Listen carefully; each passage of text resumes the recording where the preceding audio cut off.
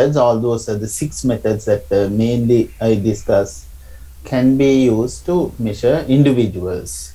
And group means it can be a village or a community or a school or a class of a school.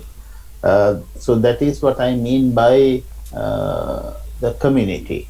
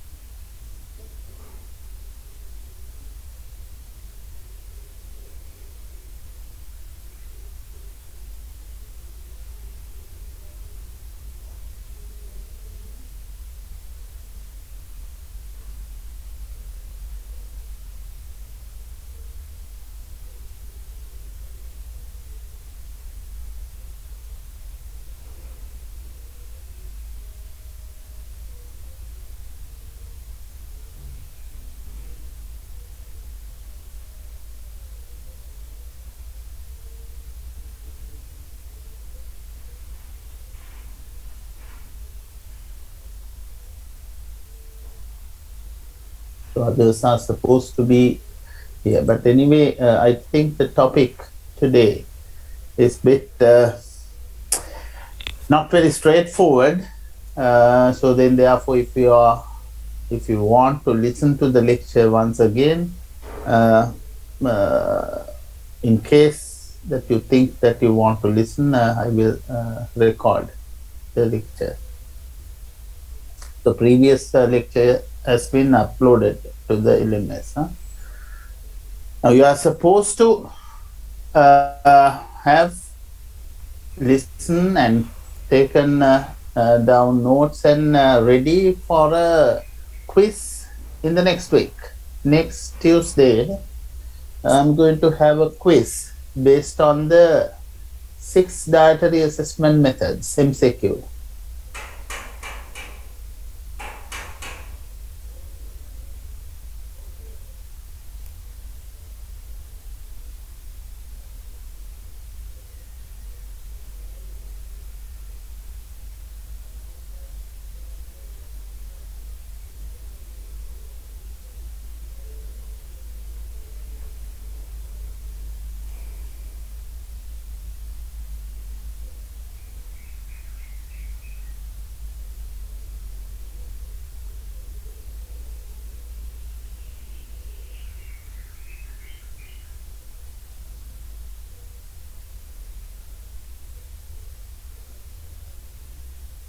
Recording in progress. That is good or bad, whether the diet is adequately providing nutrients or not. So what we do, the step-by-step process is we need to do the data collection. As I earlier mentioned, we collect data from whatever the method, and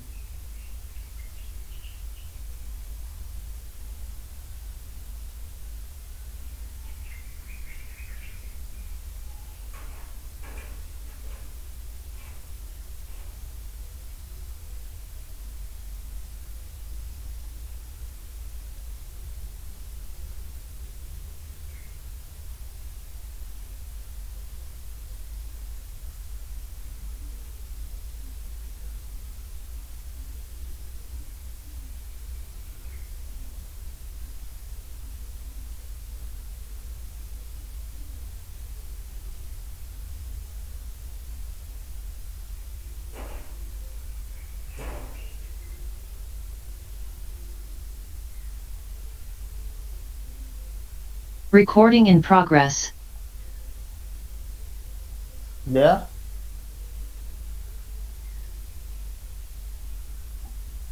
Asara? Yes, sir. Yeah. Did I ask you to give them those conversion tables, or those conversion tables are already available in the LMS? No, sir, not yet. Okay, right. Uh,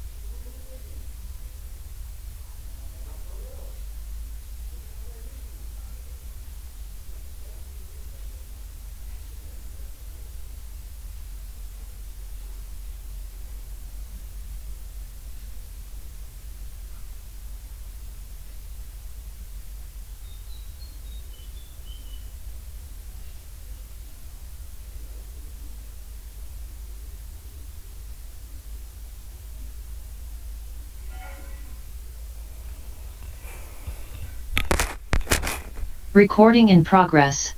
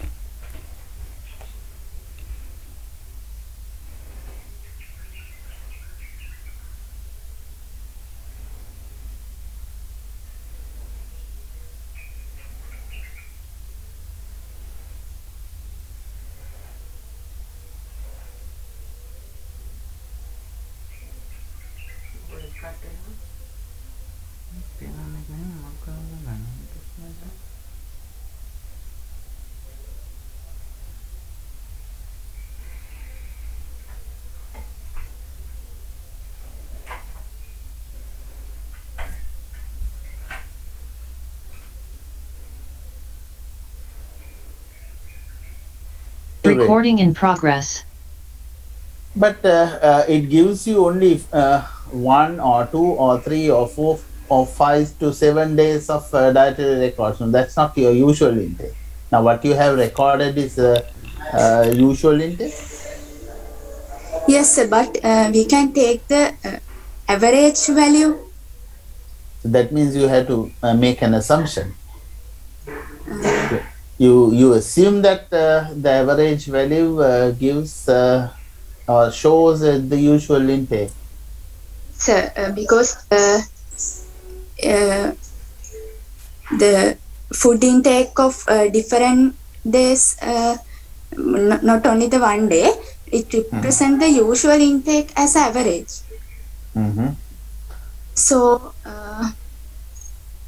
So because of that, you think that Yes. diet diary, how many days of how many days you need to decide it as the usual? normally 3 days, sir. Normally 3 days. Yes. Mm-hmm. Okay. Let's look at the others ideas. Pamoda, Suraji, Pamoda. Hello, sir. Yeah. What, you also agree with her? No, sir. I think it's the food frequency questionnaire. Why is that? Because There are 2 types of food frequency questionnaires. the semi-quantitative one. If you want to measure the nutrients, it's a semi-quantitative one. Yes, sir. If it is food, then you can use the normal FFQ, qualitative Yes, sir. one. Right? Why this? Not 3-day diet diary. In the 3-day diary, sir, we take only 3 days and we take the average. Mhm. It could not be the person's usual day because he or she can have some unusual physiological conditions in those 3 days. If there are some such things, as a researcher, you can omit those days. So you can you should not take those days. That you have the flexibility and ask the person to complete another day, that you can do. But anyway, right? So I tell me some more. Yes, sir, but in the food frequency questionnaire, we take a long time period, like a week or month. Mm-hmm. So we can have the usual diet other than taking an average from 3 days. Mm-hmm. So because of that, you think the usual intake can be measured, or the best method is FFQ. Yes, sir. Hashini, you agree with that, or you still think that 3-day diet diary, the gold standard, is the best method to measure the usual intake?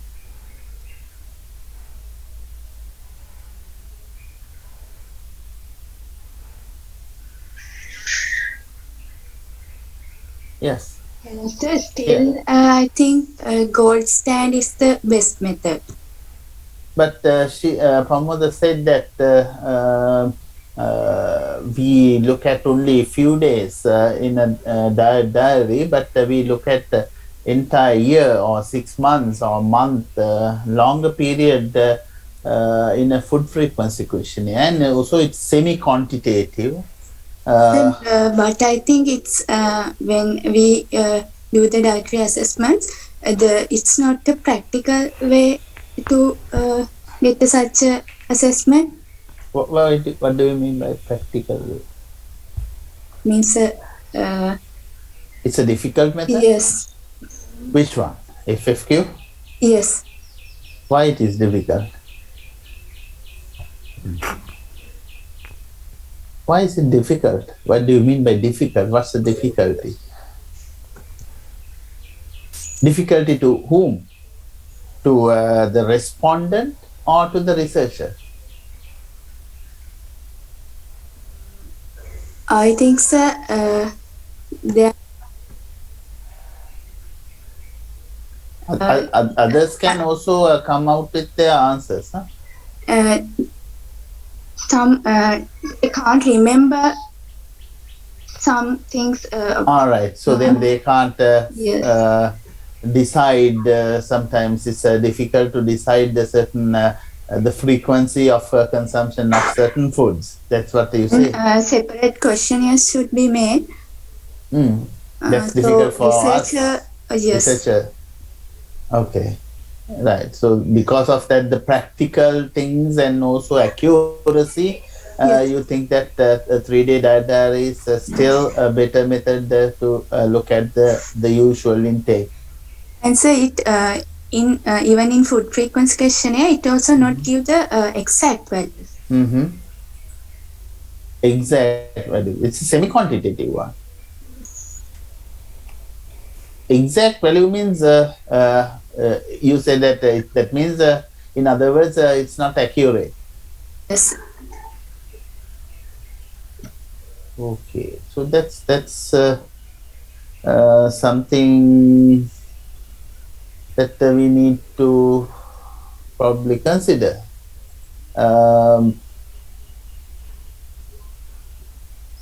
Okay, so let me tell you something about this. I asked a question about this usual intake. Usual intake can be estimated by all those methods. But for if the diet diary and the 24-hour recalls, we have to make several assumptions, and we need to take definitely more than 1 day or more days then that reflect the usual intake. Actually, it is not the usual intake given by the diet diary and 24-hour recall. These two methods give us the dietary intake on particular days, but we assume that that reflect the usual intake. We just assume. Right? Then it's like you people are you have money in your purse on certain days that I look into your purse, so I assume that you are rich, right? So couple of days I check your handbag or the purse, and then I found that you have money, so then you are a rich person, I assume. Right? But it may not be true. Right? But if I look at your bank account of a year, then I can see how you earn. Right? So then I can get a better idea about your properties, how much you are rich, something like that. So then therefore, theoretically, the best method for usual intake is FFQ. Right? Now, this kind of things now it's good to discuss these things here in the class. Otherwise, in the next week when I give you the quiz, you will be in a trouble. Right? So that is a possible question that I could have asked. What is the best method to estimate the usual intakes? No other question, answer but FFQ, semi-quantitative FFQ or an FFQ. It depends on what usual intake that you want to measure, whether it's a food or the nutrient. If it is food, qualitative one is enough. Ashini, now you agree? You have to agree. Huh?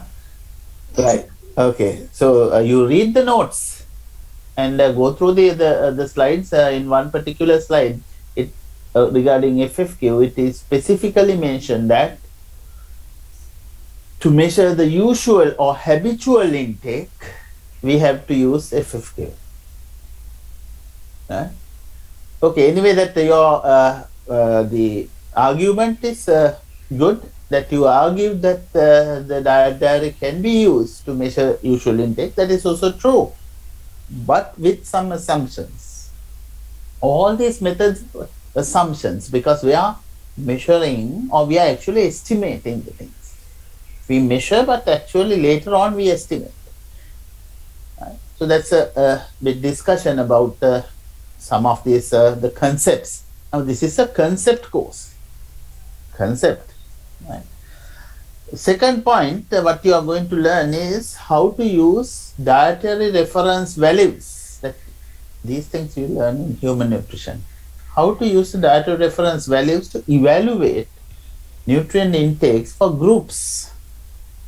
There are different methods called ER cut point method, probability approach. Thirdly, how to use dietary reference values to evaluate nutrient intakes for individuals.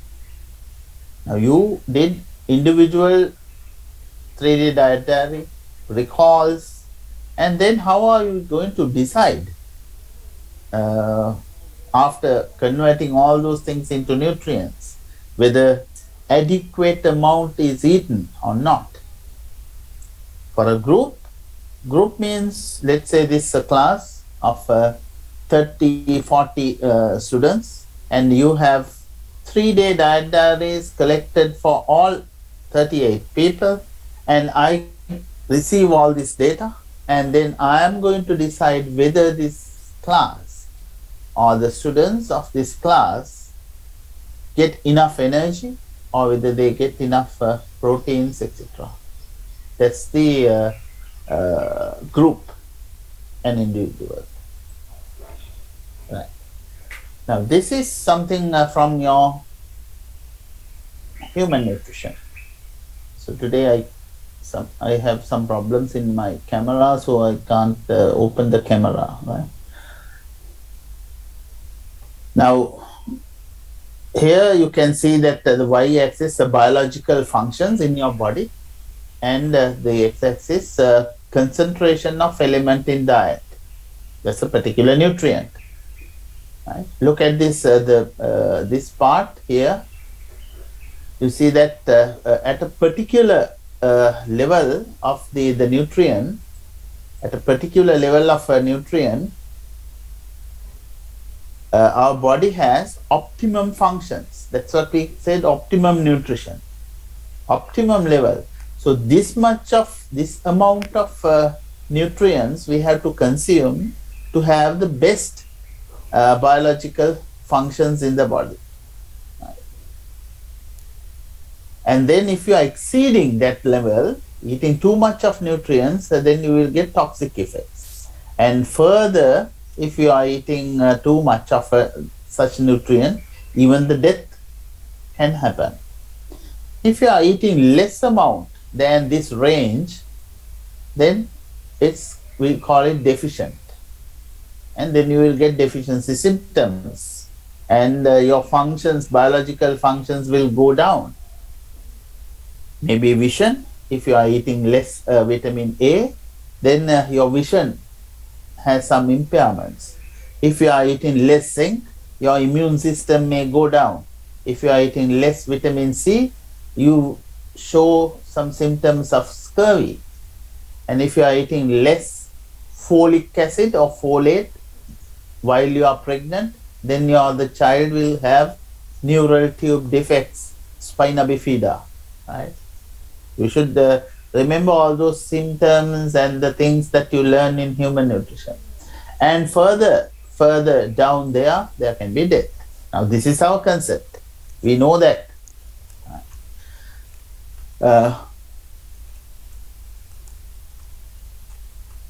Then my question is, now the scientists have decided what's this optimum range, and they have given recommendations. to the population. Right? Now these are the dietary reference values. I don't need to explain you the EAR and the RDA. So EAR is important, 50-50, the both sides, the population. So this is the population mean. That's the EAR value. Right. Mean plus 2 standard deviation RDA, and which covers 97.5% of the population.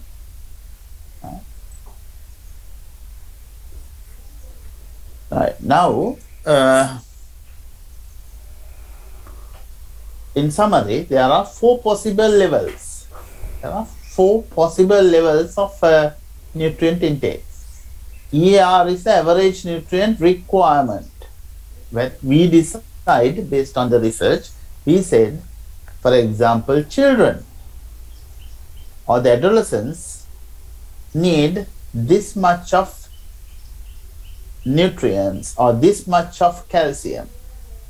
Okay, this much of average calcium. This is average calcium requirement of the population of adolescents or population of adults. So it depends on the population. Average nutrient requirement. Now you know that this is LRNI used in UK, right? So this is -2 standard deviation value, and this is a kind of a deficient level when you are moving towards this side, deficiencies, and LRNI has been defined in UK. And when you are moving towards this side, RDA or RNI, this is a 2 standard deviation above EAR, and this meets the need of 97 to 98% population. And you already know that there is another value called UL, that's a tolerable upper level. And when you exceed this value, then there's a chance of, there is a risk of excessive intake, which can also impair your biological functions in the body. Possibly 3% of the population or 2.5% of the population may have excessive nutrient intakes in a normal population. Okay. Any questions about this? This is something that you learn, but still if you have doubts, let me know. Let's discuss. Discussion in the class is not something that you should be shy to do. And I entertain questions given in the chat box as well, if you have some problems in your microphone, etc. Now, without knowing this, the next steps will be very difficult. So I will give you 1 or 2 minutes to think about this.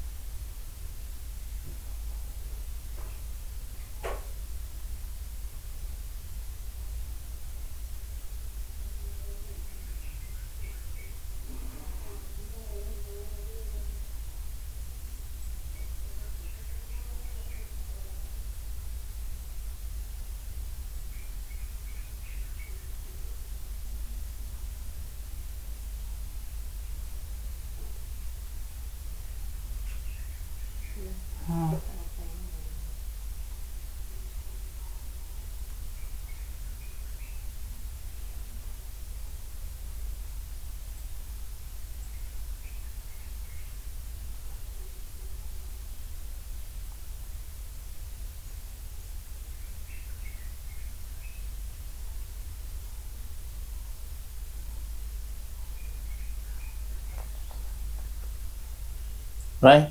So no questions, 1 question.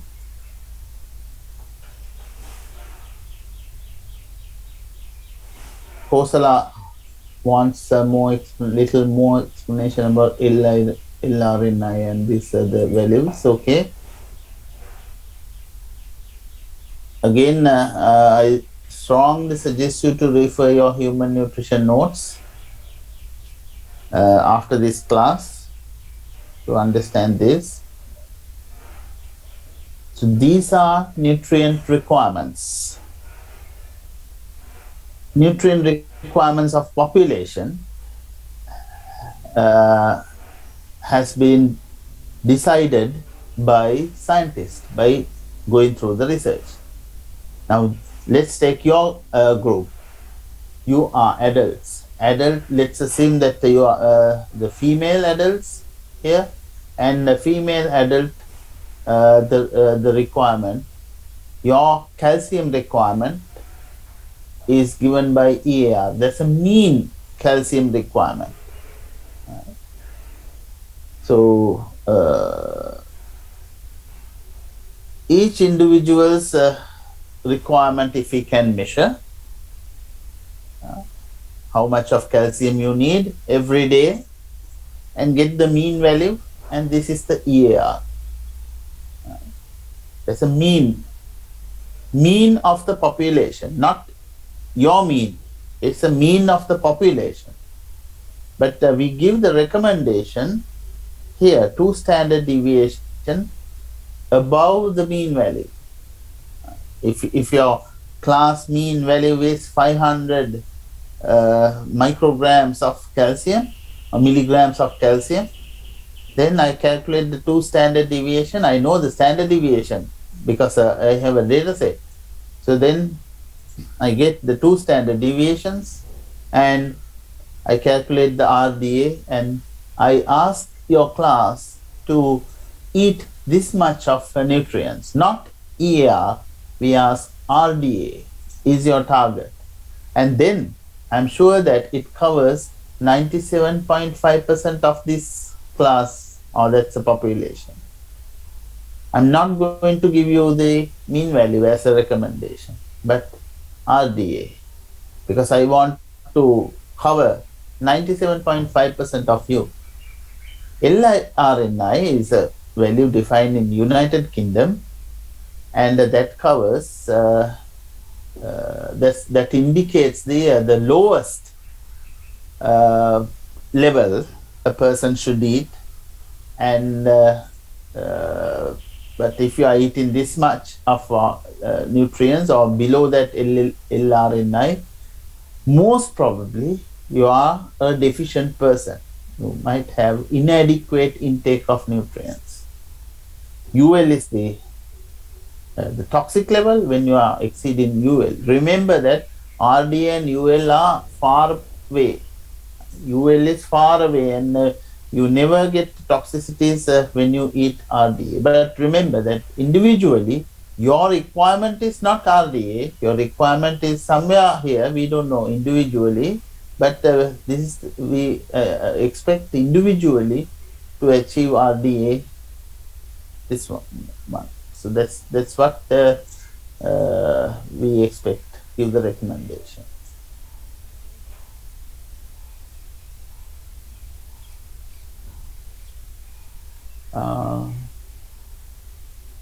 Okay. Udani asked why there's a -5, right? The values, this is a little bit of the statistics. These values never ends. This goes up to the infinity, this side, infinity, that side.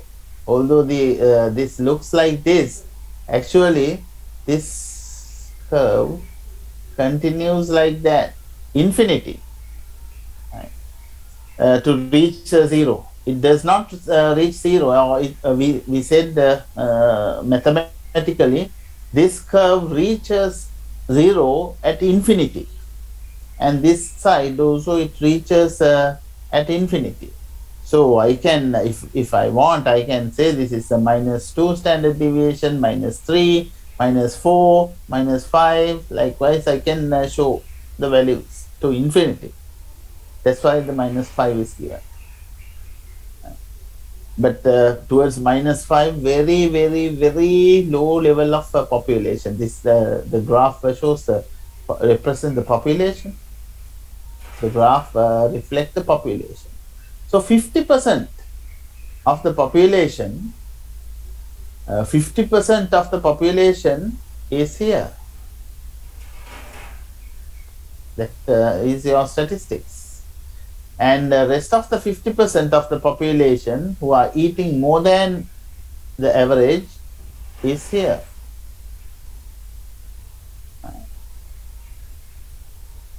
And if you consider the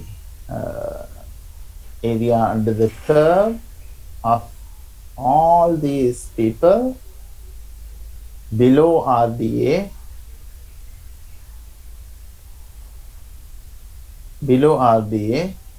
is this plus this, that is 97.5. Right. So further information, you need to read the notes of human nutrition. Right. Same thing further. This is the risk of inadequacy. That's upside down of the graph given earlier. The optimum biological functions, but this is a risk of inadequacy. Right. Risk starts from 0, 0.5 and 1. Right. So here, if somebody is eating EAR, still you have a risk. 50% of the population, 50% of the population has risk of this 50%. 50% of the population has a risk of inadequacy because it's in the middle. So 50% of the population has inadequacy. If you are eating RDA, these are the levels, amounts. If you eat this much of nutrients and you have this much of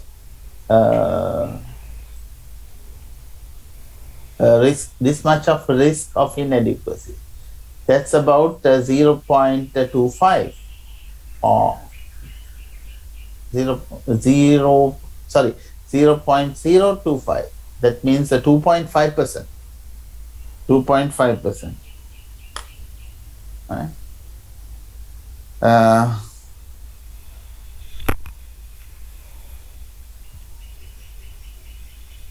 So try to understand this.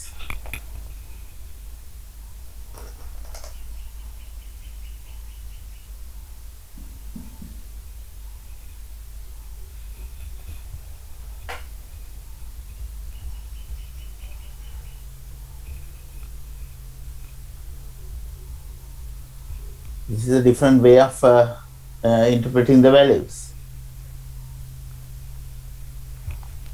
Alright. Now, when you are exceeding the RDA, your risk is very, very minimum. But if you exceed UL, then the risk of risk of adverse effects or the toxicity will increase that side. Right? Risk of adverse effects increase. So more and more you eat above the UL is bad. So then it's very clear, you should be clear that this is the amount that we have to use to have minimum risk of inadequacy. But you can have more than RDA, no problem, up to UL.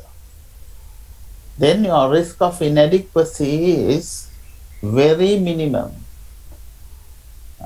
This is very minimum, near zero. Any questions?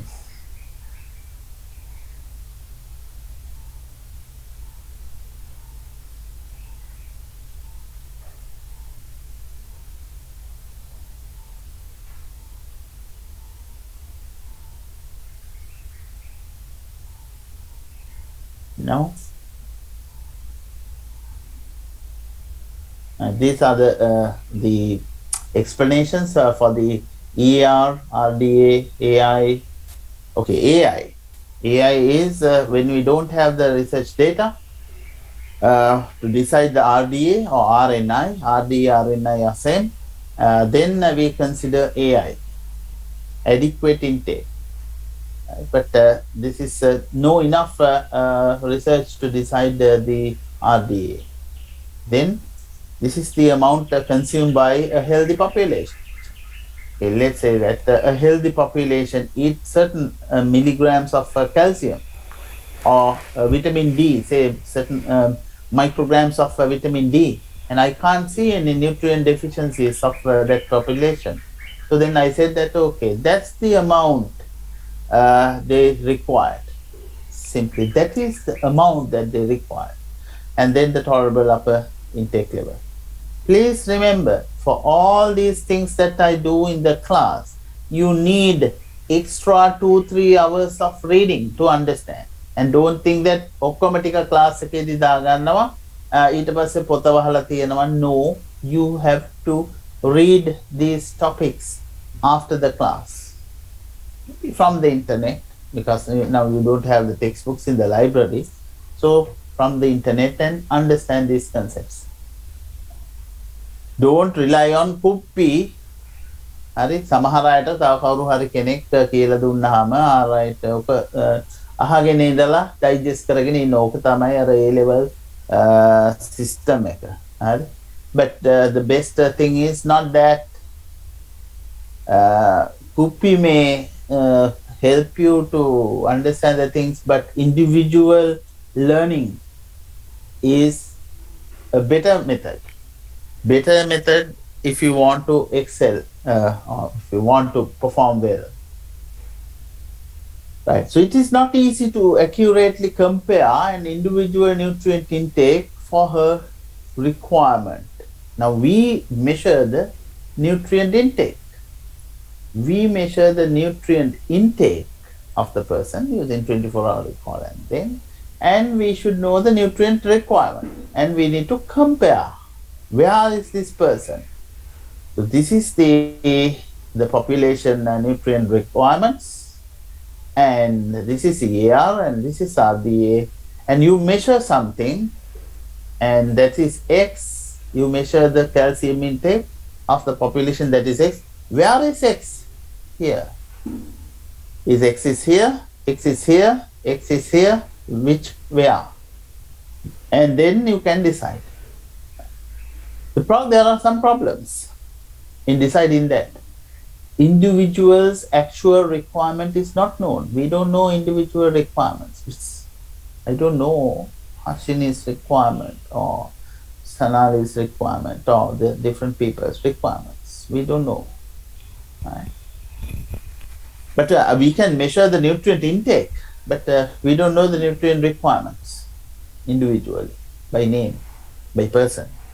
Measuring individuals' long-term usual intake is also difficult. That's what we discussed earlier. Long-term usual intake is difficult to measure due to day-to-day variation. So today we eat something, tomorrow we eat another thing, another amount. So it's a variation. Right? So the level of confidence that an individual's usual intake meets their requirement, we can just measure the level of confidence. How much confidence that we have when we estimate the usual intake meet their requirement. So basically what we try to do is, now we have the measured value X. We need to compare this one with RDA or RNI value with a certain level of confidence. Now that's statistics. Certain level of confidence. The best that we can reach is 100% confidence is difficult. If we consider the Z value of 2, there's a standard deviation 2, we say that we are 98% confidence. That's a confident interval, something that you learn in your statistics. If we consider this is Z value means standard deviation. So plus 2 standard deviation means we are 98% confident or 97.5% of confidence. If we go for plus 1 standard deviation, we are 85% confident. If we go for 0.5, we can say that we are 70% confidence. So this is based on the z-scores. Z-score is calculated mean value minus actual value divided by standard deviation. This is your actual requirement and this is your mean requirement and divided by the standard deviation. Mean value minus actual divided by standard deviation. This is mathematical calculation, statistical calculation of determining the level of confidence. You are getting more and more deeper concepts.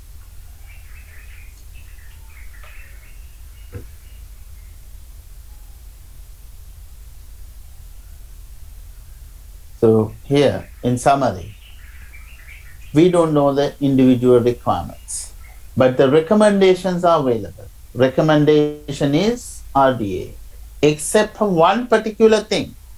Always we don't go for RDA. There is an exception. What is that exception? Fernando, WKU. What is the exception? We don't use RDA, but we use a different value. What is that?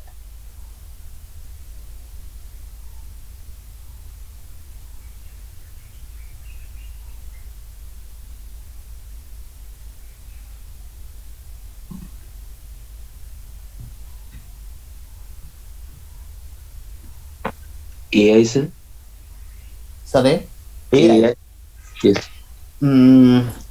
AI is used when we don't have data. But AI, we approximate, we assume that AI is similar to RDA. So that means it is at the point of +2 standard deviation. In the graph, this is RDA and the RNI. RNI is used in Europe and RDA is used in the UK. And if you don't have these values, scientifically defined based on the research, we use AI. We say it AI. And AI is here, it's not. But in a particular situation, we use EAR value as a recommendation. For what nutrient?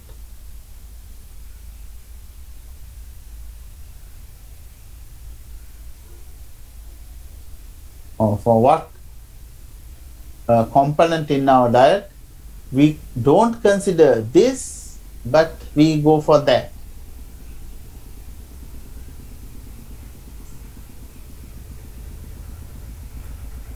I can imagine that how you perform in human nutrition. Sachini? Yes, sir, it's energy. Correct? Good. That's energy.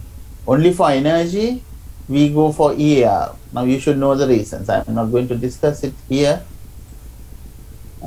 Okay, so many others have given the answer as energy. Kosala asked the question, the reason to set RDA above 2 standard deviation of EAR. So we consider 98.5%. Nothing wrong if I consider 98.5% of this population. Your class, if I'm going to give something, give the knowledge to this class, I don't consider the best 5 people in the class. I don't consider the lowest 5% in the class. Lowest means according to your current GPA. But I consider 97.5% of the class, then majority will be happy. So in nutrition, majority is not 50%. Always a 50%. It's in an election. 50% that's okay. But only for energy, we go for that 50% thing. But all other situations, we go for 98.5%. Nivantada. Okay. Ask sir. It seems it better to stay between the middle of RDA and UL of the risk to be risk free. So in a way that is some nutritionists, nutrition scientists suggest you to go for this level. Yes, exceed RDA, eat more than RDA and stay between RDA and UL. Yeah, correct, good. That's a good thing. You won't get toxicities if you eat a little bit more RDA. For example, nowadays people are taking vitamin C tablets. Vitamin C tablet, one capsule or one tablet provides you the RDA, right? To prevent COVID and as a not a treatment, just to maintain your the levels in the blood or in the body, vitamin C, zinc capsules or the tablets are given, and each tablet usually have RDA, not more than RDA. You can't have more than RDA if you in a normal day, right? From a capsule, from nutrient supplement. Supplements always RDA, or less than RDA in all those multivitamins and minerals. But some situations, in certain situations, doctors prescribe more than RDA for some people. Then that has to be done with a medical prescription. Otherwise, the pharmacist cannot issue such things. So that's a medicinal purpose. But you can have vitamin, other things less than RDA. That's fine, generally fine. You won't reach the UL. But if you eat or if you consume so many tablets per day, 10, 12, even vitamin C or any other things, then you might reach UL. But remember that UL is far, far away from RDA. So then therefore generally it is safe. Accidentally if you take 2 vitamin C tablets per day or 2 vitamin A tablets, you won't get toxicities. Most of you won't get toxicities. But if you continue it as a habit, there can be some problems. That's a different thing. So the quick answer for that question is yes, you can have, there's no problem of exceeding RDA. Right? Excuse me, sir. Yeah. So if we keep on having 2 vitamin C tablets per day, if we continue that, does it make any danger if we have plenty of water? If we drink plenty of water, because why water?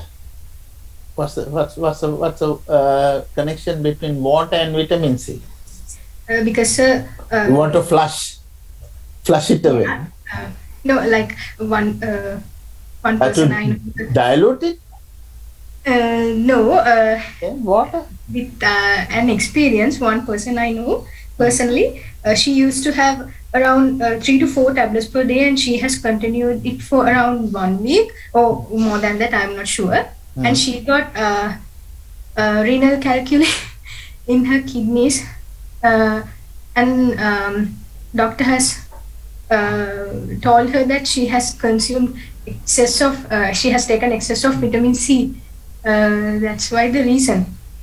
Vitamin C usually does not cause that kind of problems. Are you sure that she had taken vitamin C or calcium? It's vitamin C, sir. Right. Anyway, that's what I said, that there is no reason for taking too much of nutrients, because your body has to flush it away, remove from the body, and then your kidneys have to work hard to remove those unnecessary things. Because if you eat more vitamin C, unless you use them as an antioxidant or to make various other reactions in the body, body has to remove because there's no place to store the things like vitamin C. You should know that if something goes to your body and if you cannot store, then the body has to remove it. Or that's called homeostasis. Now we have to control it. Command program කරලා තියෙන්නේ. And the things come to your body. ඒක වැඩි නම් ඒක අයින් කරනවා. කොහෙන්ද අයින් කරන්න කියන එක මතක තියාගන්න. And the liver works and then the kidneys are removed. Liver එකේදී තමයි මේවා convert කරන්නේ and converting into some non-toxic substances or some other substances, and then kidneys remove. That's the beauty of the body. Body is always working factory, right? So then the things are removed. But if something can be stored for future use, we store. What do we usually store? Not proteins. We store fat soluble vitamins in the liver and in the other places where we have fats. So fat soluble vitamins can be stored mainly in liver and some other places. We store very little amount of glycogen because we have very little places, storerooms now. We have only muscle and the liver to store glycogen. How about the fat? We can deposit any amount of fat in the body.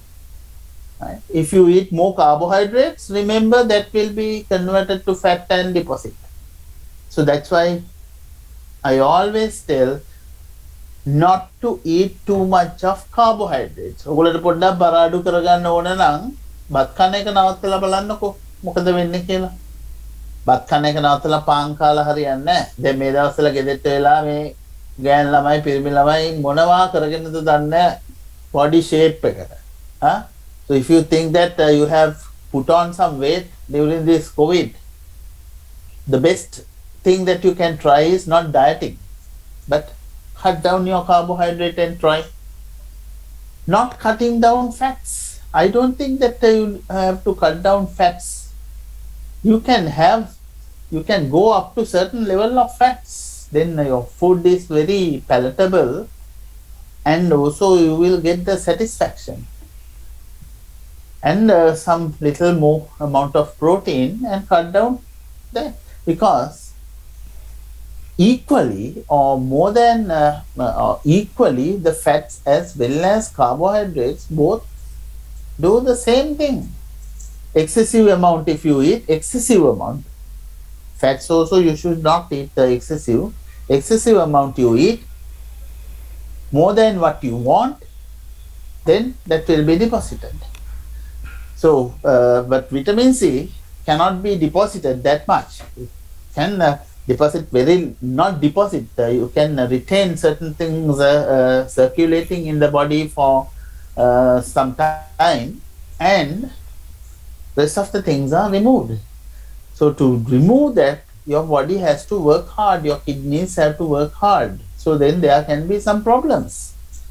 But all of a sudden, if you eat, let's say, bottle of 100 tablets of vitamin A, probably you will get toxicities and you will die. Ekapara 100 tablets of vitamin D, vitamin D is the most toxic one. That's why the RDA is recommended. So that is safe.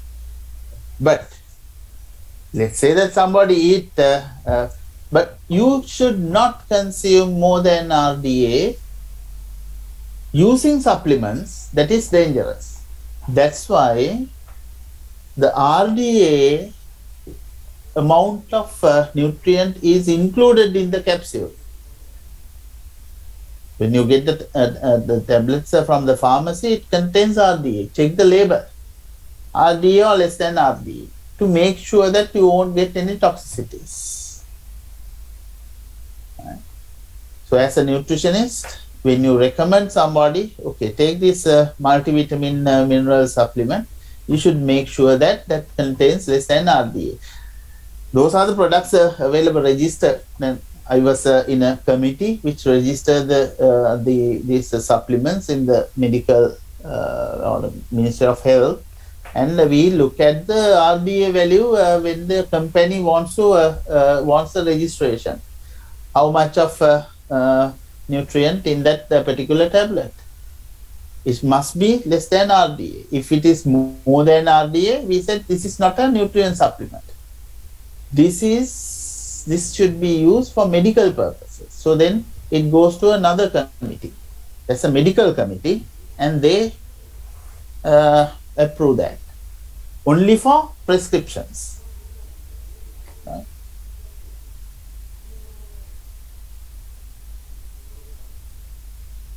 So then, we have any issues regarding RDA or more than RDA? But continuously eating more than RDA using supplements is not a good idea, not recommended. Recommendation is RDA. Because remember, forget about supplements. Let's say that nobody is taking supplements, but from the diet also we are getting nutrients. But hardly you will get more than RDA from the diet. You are not eating so large portions of carrots to get carotenoids. You don't eat large amount of liver to get vitamin A. But if you eat large amount of liver of an animal, then you might get vitamin A. There are rare cases that the people always every day eat liver, then they might get some toxicities of vitamin A. Otherwise, usually it does not happen, but occasionally it can happen from the diet. Occasionally, very rarely. Right. So we will take a short break and then continue this. So for just a 5-minute break. Now the time is 9:40.